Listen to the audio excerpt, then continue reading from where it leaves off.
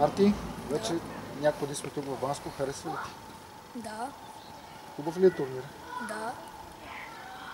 Как намираш отборите? От чужбина по-силни ли са, по-слаби ли са от нас? Според мен те са силни. Някои са по-силни, други са по-слаби. Какво трябва да направим, за да ги настигнем по-силните? Трябва да се подаваме много, да сме бързи, агресивни. Носиш името на Мартин Петров. Голям футболист, голям Да. национален. Имаш ли амбиция да го настигнеш един ден? Да. Като цяло, така, децата от Габрово имаха голям късмет да дойдат да участват на този турнир, да получат изцяло нови екипи. Това да си така променен и хубав, нали? Да. Какви са амбициите ти? Докъде искаш да стигнеш в футбола? Да се развие, да става много по-добър от сега. Добре звучи, затова трябва и помощ от треньор. Ти слушаш ли? Да. Колко годишни се занимаваш с футбол? Около 6. И винаги с треньор Георги Гатев? Да. От самото начало до край? Да. Какви са амбициите на Янтра 2013? Кой искате да постигнете като отбор? Искаме да постигнем да бързи двойни пасови, да сме агресивни, бързи. И да побеждавате? Да. Не мога да не те питам накрая. Ако получите покана да участвате отново в турнир, не винаги било в Банско, в Албена, искате ли да участвате? Да. Желая ти успех! Благодаря. Браво! Чудесно стана с топката, много хубаво влезна в кадър. Да. Никъде.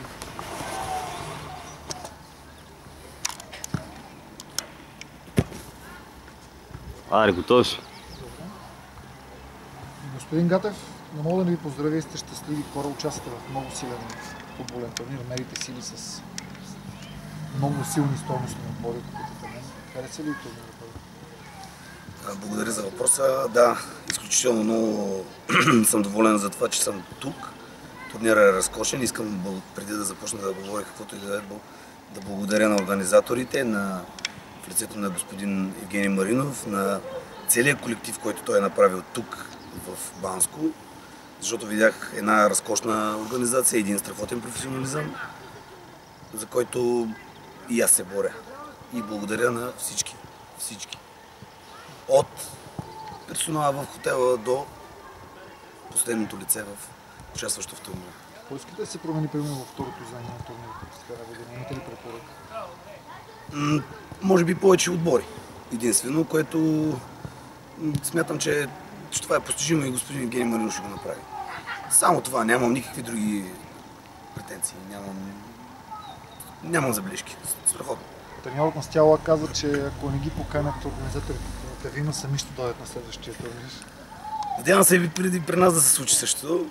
Аз с най-голямо удоволствие, с огромно желание искам, още от сега даже си давам заявката за участие.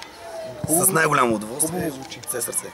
Вие бяхте и големи късметли, получихте подкрепа от една фирма, която показва как трябва да стават нещата. Според мен това е правилният път. Трябва все повече фирми да се обърнат и да помагат на детско-юношеския спорт. Точно така. Такъв и призиваме към всички, които имат възможности, защото в лицето на Аеротур, който е зад нас, тук се вижда, откликнаха, така да го кажа, на желанието да помагат на детско-юношеския футбол. Аз смятам, че пътя за да се развиваме като отбор, като нация е точно в подкрепата към децата. И мисля, че да, трябва да благодаря. Тук от все сърце трябва да благодаря на фирмата Аеротур, която помогна и откликна да купи тези разкошни екипи за нашите деца от Габрово. Вие като педагог, тренер, много добре знаете, че това влияе много на психиката на дете, когато е изкипрано като манекен с екипировка, всичко вече е съвсем различно. Точно така. Даже аз и желанието ми е точно това, което молих децата преди матч да бъдат стегнати, дръпнати калци, вкарани фанелките, да бъдем изключително така подредени, хубави, изглеждащи добре, дори да ги карах пред огледалото да минат да се видят как изглеждат. Да може да повлияе точно така на самочувствието. Едни хубави, разкошни екипи влияят на самочувствието на децата. Последното, къде стигате амбициите?